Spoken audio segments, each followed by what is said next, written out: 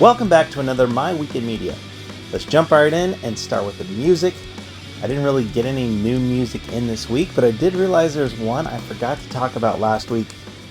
And I guess because it was CD, and I usually talk about the vinyl records. But one of those CDs is Starflyer 59's Silver Extended album.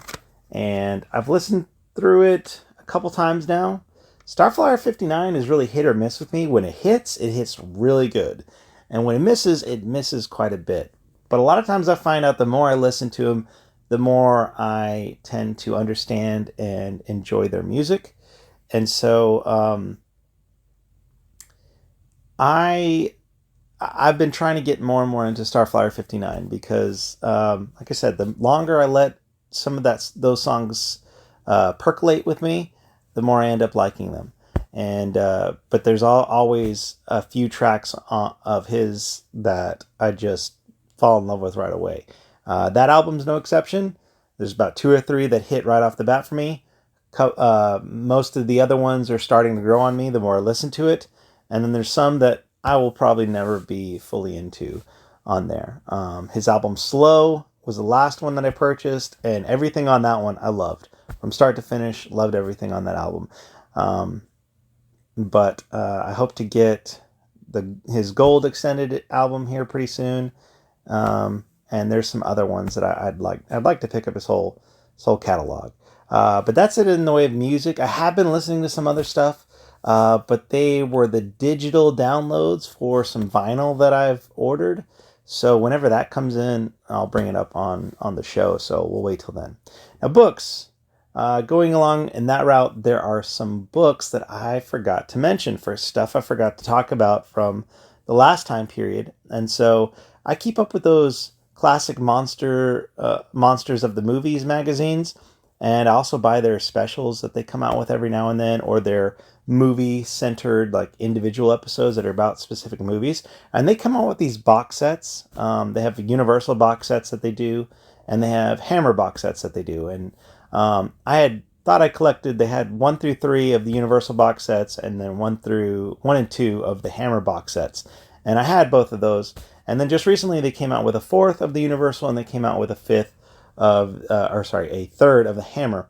I picked up the 4th Universal a few weeks back, and that came in. And so they come in these boxes, and you've probably seen in my room tour, I have them on the shelves. But what comes in this, well, I'll just go over them here. It's on the cover, and then I'll just post up there what the pictures of them look like.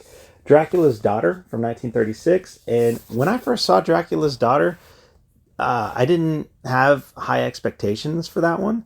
But that is a really good movie. I was really caught off guard and surprised by how much I liked that movie when I first saw it. So I'm looking forward to rewatching it again and then diving into this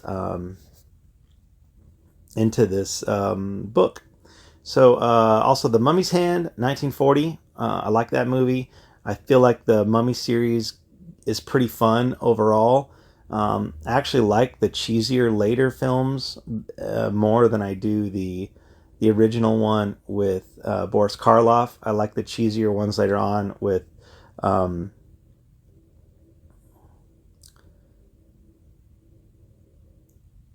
guy who played the Wolfman. I can't think of his name right now. I'm going to come back to that. That's crazy that I can't think of his name right now. House of Dracula, 1945. Not one of the ones I think is better in that series, 1945. I don't even remember the actor who plays Dracula in that one. I can't think of his name, but I'm such a sucker for Bela Lugosi's version. That's the one for me, the 1931 Bela Lugosi Dracula. Abbott and Costello Meet Frankenstein, 1948. I love this movie. It has Bela Lugosi Dracula in it. And then it has the Wolfman's in it, and the Frankenstein monster is in it. And that's a really fun movie that I watch with my kids every Halloween time. The last 2 Halloween times I've been watching with them, and it's found a good place. And the other one is This Island Earth. I've watched that movie once, and it wasn't as good as I was hoping it would be. hope to give it another watch, and then maybe it'll grow on me a little bit more. We'll see. So that's it for the Ultimate Guide Collection number 4 for Universal Monsters. Continuing with books, I finally hunkered down and finished and read through Five Nights at Freddy's The Twisted Ones, and enjoyed the book. And it left on a cliffhanger, which I had plans to kind of leave this series alone for a while and then go worry about something else. But I think I'm going to have to go straight into the next book just because of the way this one ended. So they got me hooked there, because the first book, The Silver Eyes, did not end like that. You could have just left it and been fine for a while, but that one definitely ended on a cliffhanger, and so I'm excited to find out what's going on. And just like I did with the last one, I followed up and read have got the graphic novel, and I'm reading through it. I'm halfway through it. Probably one more time period of sitting down to read it, and that'll be done. But I've been enjoying that one. I'm not a huge fan of the art in those. Little too, I don't know how to, not enough detail. Little too simple, the art, I feel like, in it. I wish it had a little better art. But I'm still enjoying that rendition of it too. And that's something else that had been sitting on my Amazon wish list for a while that I decided to pick up, because I had finished the Twisted Ones novel, so I got the graphic novel so I could follow up reading that one. And so I also picked up this Five Nights at Freddy's survival guide or survival logbook. And I should have read on this what it is. It's like a kid's activity book. So there's like puzzles and stuff you write down and drawings that you attempt to do. So I guess it's kind of a waste of money, but I don't know. I just love this world of Five Nights at Freddy's, so I don't feel too out of pocket on that one. It was cheap, and maybe fun to go through one day with my kids if they decide to get into something like that too. Now, before I start talking about movies, I didn't buy any movies this week, but I have watched through quite a few. Another purchases I've made that I never really brought up because it didn't really fall into any one of those categories, but I guess movies is the closest one, is animation cells. So I got some animation cells from Animation Legends, is the company's called. And so I got some for, I'll put these out here. I got some from the Street Fighter cartoon series, and also a favorite animated movie of mine is Nemo and the Adventures of Slumberland. The Adventures of Nemo and Slumberland. And so I think animation cells are some of the coolest collector items that you can get.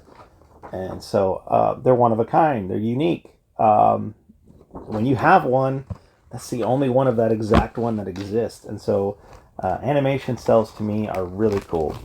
And so besides, also in that one, I also got some from Street Fighter, the animated series that, if you've seen my media library tour, you see I have a lot of Street Fighter media, both the video games and the shows. And so the animation cells seem like a natural fit for me and something I really wanted to have. And of course, there's key characters I'm looking for. And so right off the bat, Ryu and Ken came. Happy to have those. And then Fei Long, and he's one of my favorite of the characters that came out in Super Street Fighter. But key characters I was hoping to get, because I mailed off again and got like a triple pack from them this time. And I was hoping I would get Blanca. I was hoping I would get Chun-Li, and I was hoping I'd get M. Bison. And I got plenty of Blanca in the new batch from them. But unfortunately, I didn't get any Chun-Li or M. Bison. Got a pretty good one here of Dhalsim. And let's see what else here. Oh, there's Blanca in the back of Vega. And I got several other Blanca ones. Oh, here's a real close-up of Guile, but you don't get to see his hair. So that's kind of unfortunate there. Another one that I was excited to get that it would have been on my list, but I guess I forgot he was even in the TV series. But that is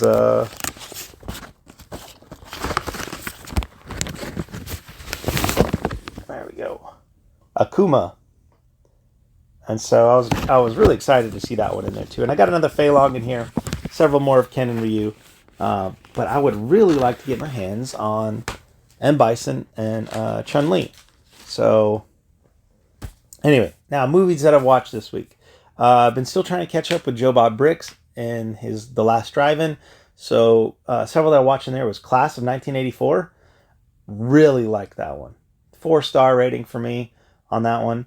Another one I watched on there was Bride of Reanimator. Also a 4-star. Really enjoyed that one. A lot of fun. If you like the first Reanimator, you should like the sequel. It's really good. Some of the silly creatures that they create on there. Whenever the guy from the original one who got his head cut off, I can't remember his character's name or anything, but when his head was put down on this table by where this bat had its wings cut off, I just knew that they were about to attach those bat wings to his head, and they did. So his head is flying around with bat wings, and I loved it. Such a fun movie. And then the other one I watched is Extra 2. So my friend from work who let me borrow those Extra movies, I watched the first one. I enjoyed the first one. It was a little chaotic, strange, but it's that weirdness that I enjoy in movies a lot of times. And then Extra 2 I watched today, and it's a pile of junk because they completely threw out anything that had to do with the first movie. I watched an interview that was in the special features with the director, and he was talking about Extra just had to deal with extraterrestrials. So it didn't matter what the extraterrestrial was. And so this movie just felt like a complete ripoff and an attempt to cash in on the Aliens franchise. And so it had none of the charm of the original, and I thought it was a complete mess. So I was at the point where I was like, I know there's an Extra 3 out there, and I really don't care to see it after watching this one. But in that interview, he agreed with me. Like everything I said, the director seemed to be mirroring my thoughts of the way I described it. So one of the things he talked about was in the third movie that he enjoyed making that movie and didn't think it was that bad. So I am curious now, and I want to kind of give that one a watch. So that's it for my week in media. Hopefully I'll see you next time.